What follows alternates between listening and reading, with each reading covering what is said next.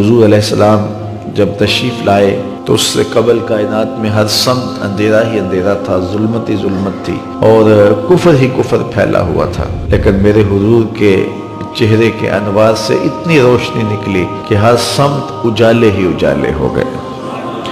شیخ Saadi کی ربائی ہے نا، بالا غل اولاب کمالہ ہی، تو اس میں دوسرا مصرع ہے کشفت دجا بے جمالہ ہی. تو اس کا مطلب یہ ہے کہ حضور کے چہرے کی چمک سے ساری ظلمتیں مٹ گئی. آفتاب زندگی کی ایک شعاع اولی، نور سے تیرے فلک روشن درخشاں ہے زمیں.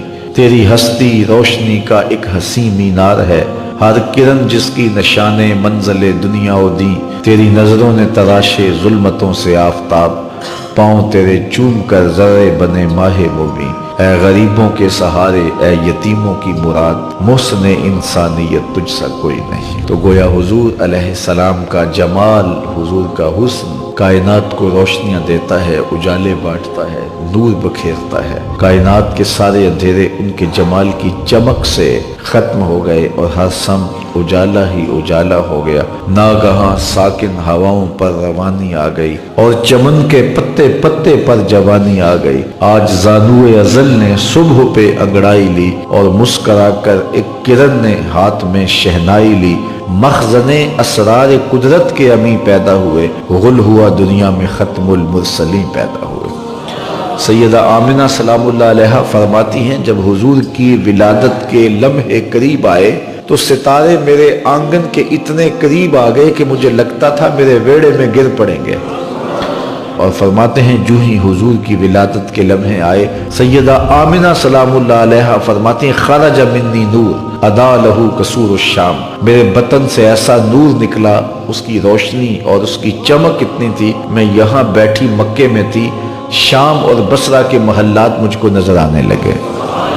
یہ سیدہ آمنہ کا قول ہے سلام اللہ علیہ کا، اس کا کوئی بھی انکار نہیں کرتا. تمام مکاتب فکر کے لوگ اس کو مانتے ہیں، تسلیم کرتے ہیں. اور پھر اجالے ہی اجالے پھیل گئے، نور ہی نور پھیل گیا. سیدہ عائشہ رضی اللہ تعالیٰ عنہ اس چمک کی کہانی سناتے ہوئے فرماتی ہیں کہ میں ہاتھ میں سوئی لیے کچھ سی رہی تھی کہ میرے ہاتھ سے سوئی گر گئی، اور حضور کے گھر میں جو دیا ہے اس میں جلانے کے لیے تیل بھی نہیں تھا. تو میں پریشان ہوئی کہ اب گمی ہوئی سوئی کیسے ملے گی. ایسے میں حضور تشریف لائے تو میں نے عرض کیا تو حضور مسکرا پڑے.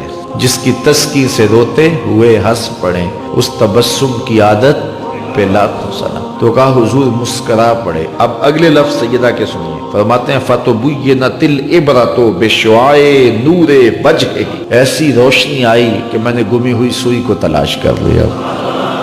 حضرت قاضی ثناء اللہ پانی پتی علیہ الرحمہ نے تفسیر مظہری کے اندر لکھا ہے کہ باقاعدہ عورتیں حلیمہ سعدیہ کے گھر آئیں اور کہا حلیمہ تو اتنی امیر ہو گئی ہے کہ رات کو بھی چراغ نہیں بجھاتی. بڑے بڑے امیر چراغ بجھا کے سو جاتے ہیں، لیکن تیرے گھر میں رات کو بھی چراغ جلتا ہے. تو بڑی غریب تھی اور تیری تو قسم پرسی ضرب المثل تھی، لیکن اب تو اتنی امیر ہو گئی ہے کہ رات کو چراغ بجھا کے نہیں سوتی. تو حضرت حلیمہ سعدیہ نے فرمایا آؤ تمہیں بتاؤں میرے گھر میں کون سا چراغ ہے. تو باقاعدہ ان عورتوں کو اپنے گھر لے کے گئیں. حضور علیہ السلام پالنے میں تھے، پنگھوڑے میں تھے. تو حضور کی طرف اشارہ کر کے حضرت حلیمہ سعدیہ نے کہا ما کننا نحتاج الی السراج من یوم اخذناہ. جب سے یہ پیارا ہمارے گھر میں آیا ہم نے تو سارے دیے توڑ دیے ہیں.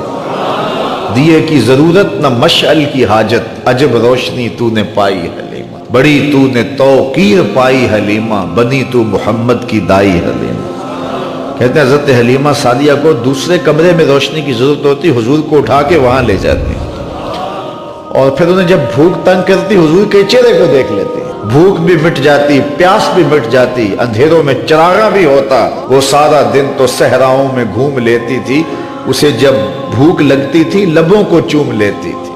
عکاس کے میلے میں 3 بیٹوں نے اپنی سکی ماں کو 900 درہم میں بیچ ڈالا اور 300 درہم آپس میں بانٹ لیا. بیوی کے ساتھ کیا سلوک کرتے ہوں گے العیاذ باللہ. جب بیواؤں کی سسکیاں، یتیموں کی آہیں اور صحرائے عرب میں دبی ہوئی معصوم بچیوں کی چیخیں اور قیدیوں کی پکار اور غلاموں کی چیخیں عرش مولا سے ٹکرائیں تو اللہ کو دکھی انسانیت پہ رحم آ گیا۔ آمنہ کی آغوش میں محمد عربی تشریف لے آئے، پھر حضور آ گئے، ایک دم ماحول تبدیل ہو گیا، غلاموں کو غلامی سے نجات ملنے لگی۔ جو غلام آقا جوتا دھوپ سے اٹھا کے چھاؤں میں رکھ دیتا تو آقا اس پہ بھی کوڑے مارتا کہ تو نے میرے جوتے کو میرے دیکھے پوچھے بغیر کیوں چھوا ہے، اس پہ بھی وہ ظلم کرتا اور اسے مارتا۔ اب اس غلام کا ماجرا ذرا غور سے دیکھیے، حضور معراج پہ جاتے ہیں تو واپس پلٹ کے آئے اور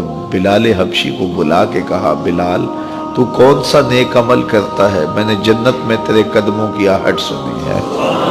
کیا خیال ہے اس ایک جملے نے ساری تھکن اتار نہیں دی ہو؟ اللہ اکبر۔ وہ ماں جو منڈی میں بکتی ہے، حضور نے جنت کھینچ کے اس کے قدموں میں رکھ دی۔ اللہ اکبر۔ وہ بیٹی جو زندہ درگور ہوتی ہے، میرے اور آپ کے آقا و مولا نے ایک جملہ ارشاد فرمایا، ذرا اس کو اس پہلو اور تناظر میں دیکھیں۔ بیٹیوں کو قتل کرنے والوں سن لو، میری بیٹی فاطمہ میرے جگر کا ٹکڑا ہے۔ یہ بیٹیاں زندہ درگور ہوتی تھیں اور باپ اپنے ہاتھوں سے کرتا تھا، اور اب بیٹی سسرال میں دکھی ہے تو باپ کے دل کو قرار نہیں آ رہا۔ میں نے بوڑھے بوڑھے اشخاص دیکھے ہیں مزدوریاں کرتے ہوئے، میاں تم کیوں مزدوری کر رہے ہو اس عمر میں؟ کہتے ہیں ابھی بیٹی کے ہاتھ پیلے کر رہے ہیں۔ یہ تو زندہ درگور کرتا تھا باپ، اب مزدوری کر رہے ہیں۔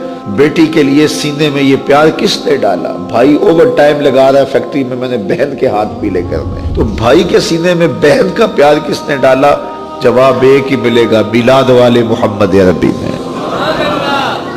حضور نے یہ عزت، یہ وقار، یہ تعظیم، یہ تکریم دلوں کے اندر پیدا کی ہے۔ تو یہ زندگی کا جتنا بھی حسن ہے، یہ جتنا بھی نکھار ہے، یہ ہمدردیاں ہیں، یہ جذبات ہیں، یہ الفت کے قرینے ہیں، یہ انداز محبت ہے، یہ رشتوں کا تقدس ہے، یہ بہن کی آبرو ہے، یہ بھائی کا تقدس ہے، یہ ماں کی عزت ہے، یہ بیوی کا احساس ہے، بیٹیاں قرار قلب ہے۔ یہ سب کچھ کہاں سے ملا؟ یہ حضور علیہ الصلوۃ والسلام کے آنے سے ہی نصیب ہوا ہے، ورنہ انسان تو صفاق بن گیا۔ نہ خرد کی روشنی تھی، نہ جنوں کی آگ ہی تھی، تیری راہبری سے پہلے یہ جہاں جہاں نہیں۔